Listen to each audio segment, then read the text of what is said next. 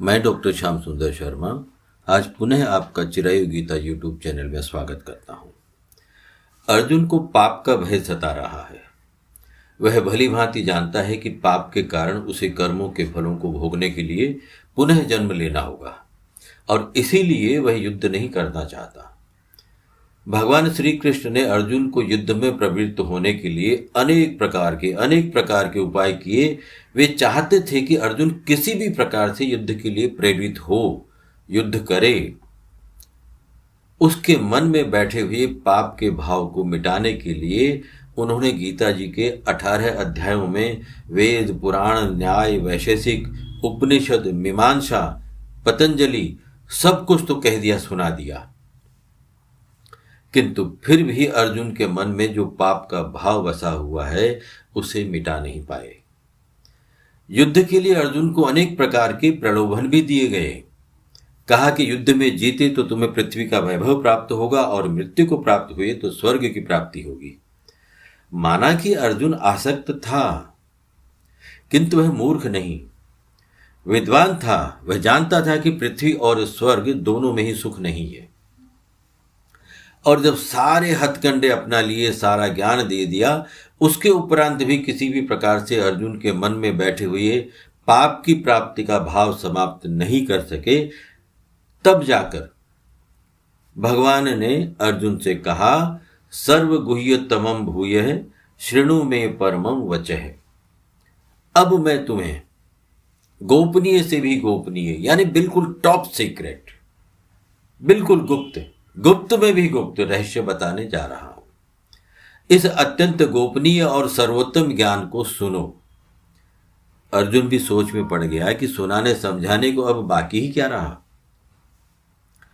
भगवान ने कहा, मैंने तुम्हें अब तक गुह्यतर, गुह्यतम ज्ञान बताए, रहस्य सुनाए, किंतु अब तुम्हें सर्वगुह्यतम ज्ञान बताने जा रहा हूं, उसे ध्यान से सुन।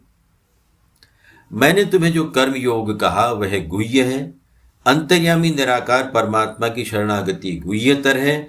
परमात्मा के प्रभाव की बात गुह्यतम है और साकार परमात्मा की शरणागति सर्वगुह्यतम है। और हम सब ये जानते हैं कि इस समय जब भगवान ये उपदेश दे रहे हैं तब वे परमात्मा के साकार रूप में अर्जुन के समक्ष उपस्थित हैं। यहां ध्यान देने वाली एक विशेष बात है कि पूरी गीता जी में सर्वगुह्यतम पद एक ही बार यहां 18वें अध्याय में आया है, इससे पहले कहीं भी नहीं।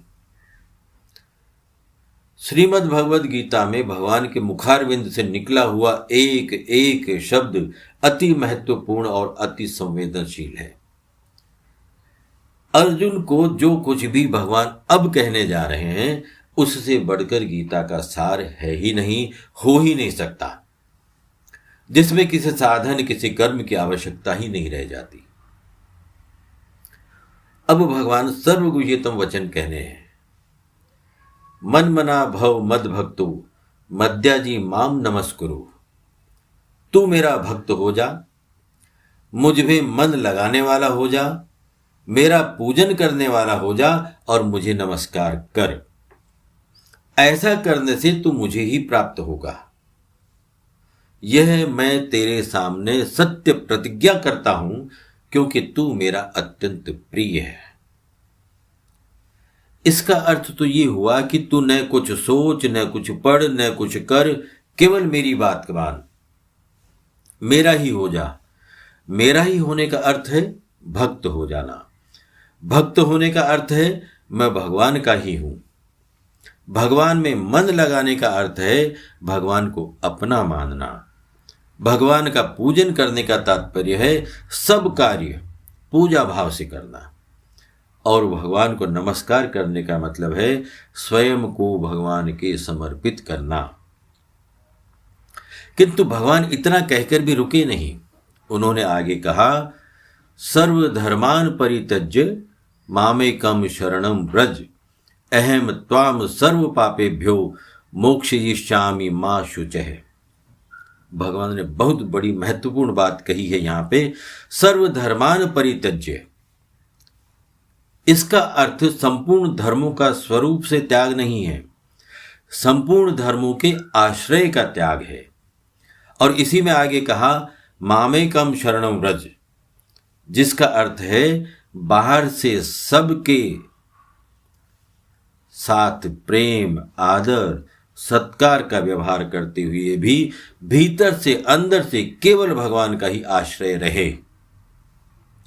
मामेकम शरणम व्रज यानी केवल और केवल मेरी शरण में आ जा, सब कुछ त्याग दे। न कर्म योग, न सांख्य योग यानी ज्ञान योग, किसी भी वस्तु की आवश्यकता नहीं है, बस मुझ में संयोग कर, तो मुझ में ही समा जाएगा, मुझसे भिन्न नहीं रहेगा।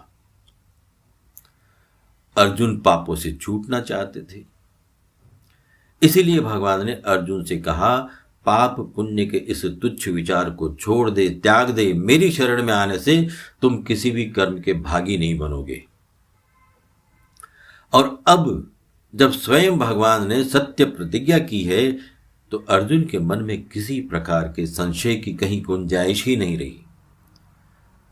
मानो जैसे पुराने सारे नियम कानूनों को हटाकर बदलकर अपने भक्त के लिए जो अत्यंत प्रिय है नया कानून, भगवान के प्रति शरणागति बना दिया। यह भगवान के प्रति शरणागति ही गीता का सार है। जय जगदीश्वर, जय योगेश्वर।